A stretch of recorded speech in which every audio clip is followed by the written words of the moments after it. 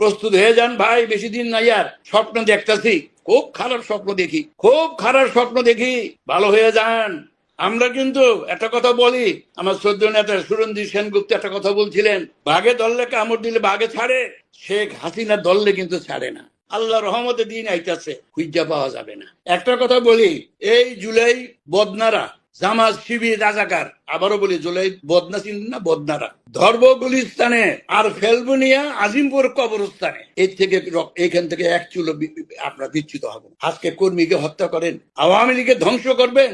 এই যে আওয়ামী লীগ ধ্বংস হয় নাকি, এতে সৃষ্টি করে। আওয়ামী লীগকে ধ্বংস করবেন, আওয়ামী লীগের রাস্তা নামতে দিবেন না, অপরাধটা কি? আপনি পাকা দেনে মই দিছি, আমি আমার কথা বলবো, জনগণের কথা বলবো, বঙ্গবন্ধুর কথা বলবো। 7ই মার্চের ভাষণ বাজাইতে দেন না, জাতীয় সঙ্গীত উল্টে ফেলবেন, 32 ভাঙবেন। একটা কথা বলি, বাংলাদেশে 18 থেকে 20 কোটি মানুষ। নেত্রী যখন বলবে বেশি না, প্রত্যেকে একটা করে ইট, এক এক এক মোট বালু আর এক মোট সিমেন্ট লয়ে আসেন। ঢাকা শহরে কত ইট হবে খেয়াল আছে? 20 কোটি ইট। এই ইট দিয়েই আপনাকে মাটি চাপা দিব ইনশাল্লাহ, এই ইট দিয়েই মাটি চাপা দেওয়া হবে।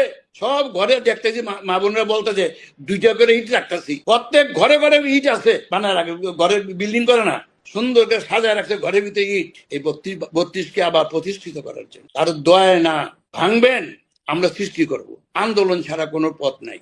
কর্মী ভাইয়েরা সজাগ কি ভাই?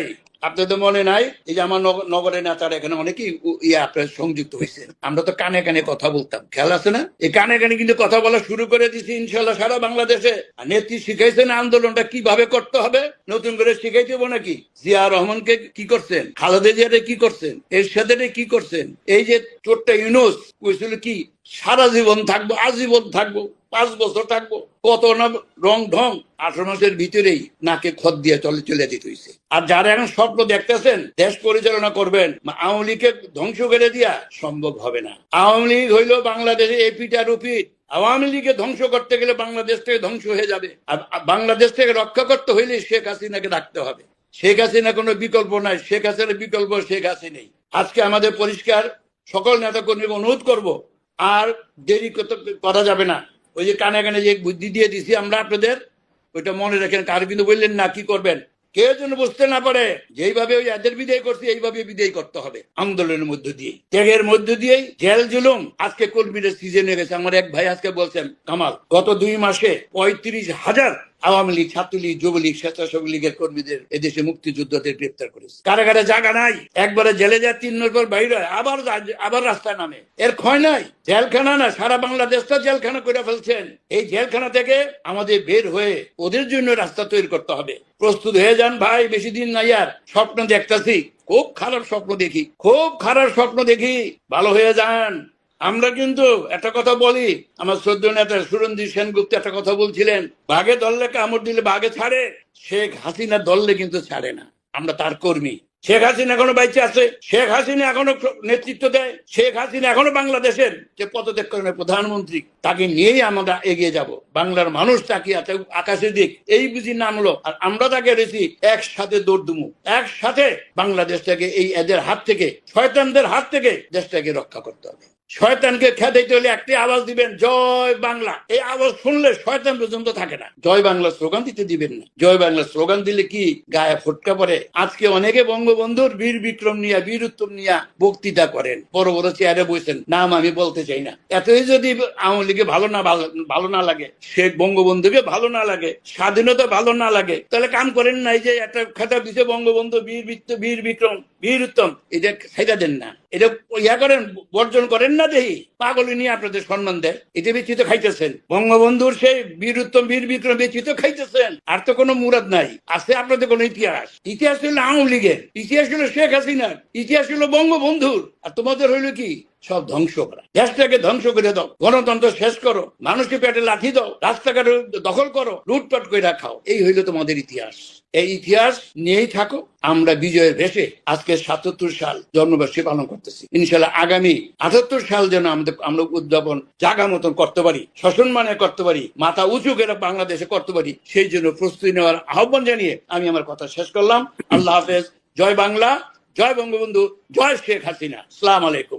শেখ হাসিনা আশ্রয় কেন্দ্র করেছেন, 3 লক্ষ মানুষের ঘর দিয়েছেন, মাথা গোজা ঠাই করে দিয়েছেন। আর খাম্বা তারিক সাহেব কি করলেন? খাল কাটার নামে, আরে ভাই খাল তো, আর যে খালগুলি আপনারা কাটছিলেন মানুষের জায়গা জমি দখল কইরা, সেটা তো এখন রাস্তা হয়ে গেছে গা। ওই জায়গায় 5 তলা 7 তলা বিল্ডিং, খাল পাবেন কোথায়? আসল উদ্দেশ্য সেটা না। শেখ হাসিনা যে উন্নয়ন প্রকল্প সেটাকে নষ্ট করতে হবে। খাল কাটার নামে মাটি উঠাইয়া যেমন যে শেখ হাসিনা আশ্রয় প্রকল্প এই গরিব মানুষের ঘরগুলিকে ধ্বংস করে দিচ্ছে। এই হলো তার উন্নয়ন। আজকে কি করেছে মেট্রো রেল? ঢাকা শহরে এদিক সেদিক প্রায় 1 কোটি মানুষ, ঢাকা শহর 1-1.5 কোটি লোক বাস করে। এই মেট্রো রেলে হাজার হাজার লক্ষ লক্ষ মানুষ চলাফেরা করে, আল্লাহকে সামনে রেখে জনদের জন্য দোয়া করে। যে জায়গায় লাগতো 3 ঘন্টা যায় 15 মিনিটে, 10 মিনিটে, 7 মিনিটে। ভাড়া লাগতো 300 টাকা 400 টাকা, যায় 25 থেকে 20 টাকায়। তারা দোয়া করে। এটাকে ধ্বংস করতে হবে। কি করলো?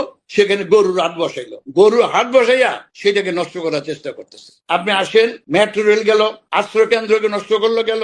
পদ্মা সেতু, খালদা জিয়া বলছে না এই পদ্মা সেতুতে যান না, জোড়াতালিদা বানাইছে। এটা মূর্খ লোকের কথাতে এমনই হয়। পদ্মা সেতু বানাইতে গেলে কি যে বানাইতে হয়, কিভাবে বানাইতে হয়, কত পরিশ্রম লাগে, কত অর্থ লাগে। বিদেশি অর্থ না, নিজের অর্থ দিয়ে শেখের বেটি শেখ হাসিনা করছে। উত্তরবঙ্গ থেকে বাংলাদেশ, সারা বাংলাদেশে 20 কোটি মানুষের ভিতরে 5 থেকে 7 কোটি মানুষ এটা উপভোগ করে, সফলতা পায়।